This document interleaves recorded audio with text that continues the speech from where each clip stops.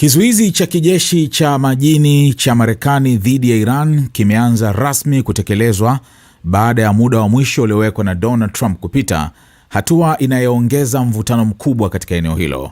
Shirika la Uingereza la United Kingdom Maritime Trade Organization UKMTO limethibitisha kuwa vikwazo vya usafiri wa majini vinaanza kutekelezwa, vikilenga bandari za Iran na maeneo ya pwani katika njia muhimu za bahari, ikiwemo Ghuba ya Uarabuni, Ghuba ya Oman na sehemu za bahari ya Uarabuni mashariki mwa mlango wa Hormuz. Kwa mujibu wa kamandi kuu ya jeshi la Marekani CENTCOM, operesheni hiyo ilianza Aprili 13 saa 4 kamili asubuhi kwa saa za mashariki mwa Marekani kufuatia agizo la rais. Jeshi hilo limesema kuwa lengo la kizuizi hicho ni kudhibiti meli zote zinazoingia na kutoka katika bandari za Iran.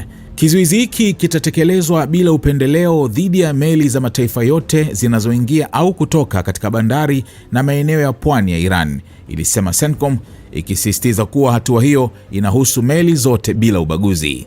Hata hivyo, jeshi la Marekani limeeleza kuwa uhuru wa usafiri kupitia mlango wa Hormuz hautazuiwa kwa meli zinazoelekea au kutoka katika bandari zisizo za Iran. Katika ujumbe mkali aliochapisha kwenye mitandao ya kijamii, Trump alionya kuwa meli zozote za Iran zitakazojaribu kukaribia au kupinga kizuizi hicho zitaharibiwa mara moja.